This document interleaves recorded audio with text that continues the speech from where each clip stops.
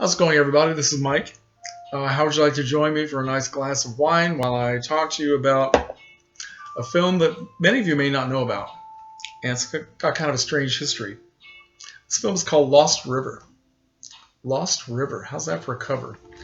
And Lost River is the first film directed by the actor Ryan Gosling, and it's never really had a commercial release. Lost River was, I believe the filming was completed in early 2014, and it played later that year at the Cannes Film Festival in France, and it did not do well. It had a very negative reception. I guess people were booing the film at the end, and it's gotten mostly bad critical reviews, critical response.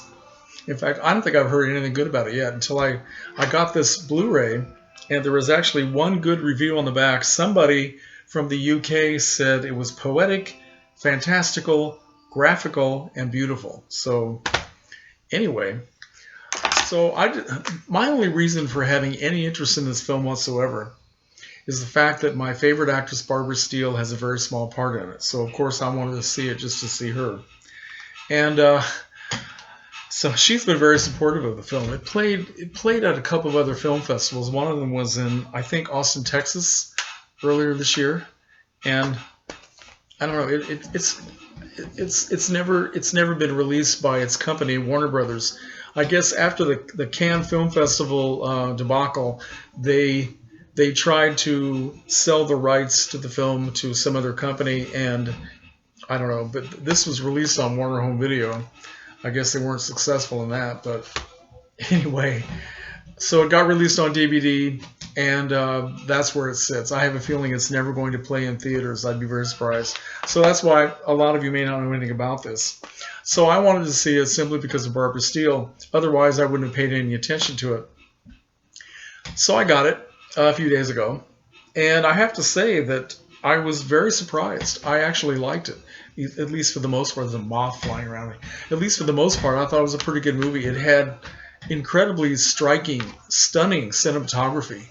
It was filmed in and around Detroit, Michigan, which, if you know anything about Detroit, Michigan, it's kind of a mess. It has a lot of burned out neighborhoods, and the film is kind of I don't know how you describe it, sort of an apocalyptic, nightmarish fairy tale, right? It's about a woman played by Christina Hendricks.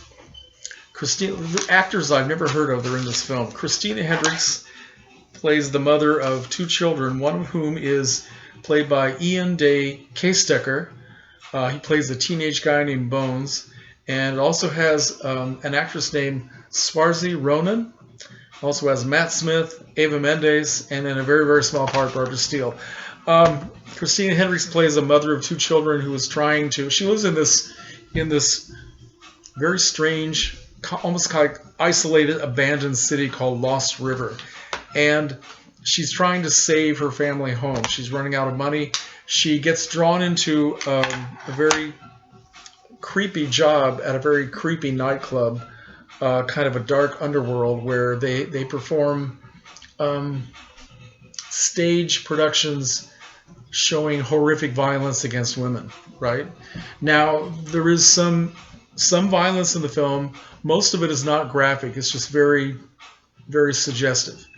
And even that's kind of hard to take. But I was surprised that they had as much restraint as they did. And there was some violence in other parts of the film, but it's mostly, again, very suggestive.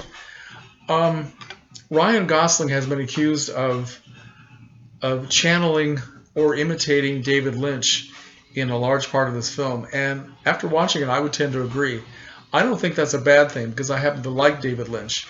There are a lot of things in this movie that remind me of Mulholland Drive and Lost Highway. And maybe that's why he called it Lost River. I don't know. But it is very striking. And the acting, especially by the guy that plays the teenage boy, Bones, Ian Day Caystecker. I don't know what country he's from or anything like that, but he's actually very good. It's very moving. Now, as far as what Barbara Steele does in it, she's only in it for a very few minutes. She has kind of a cameo role. She doesn't have any dialogue. She plays a character who is just a grandmother, and she lives in this big old cluttered kind of a hoarder type house, just crammed with stuff, with her granddaughter played by Swarzy Ronan. And obviously she's out of her mind because all she does is sit and watch an old movie on television, a movie that she was in maybe 30, 40 years ago. And it's actually not a movie that features Barbara Steele, but it's supposed to be the character she's playing. And when her character is introduced into the film, it actually shows a photograph of the real young Barbara Steele. I don't know why she consented to do this film, but as I said, she's been very supportive of it. She said a lot of good things about it.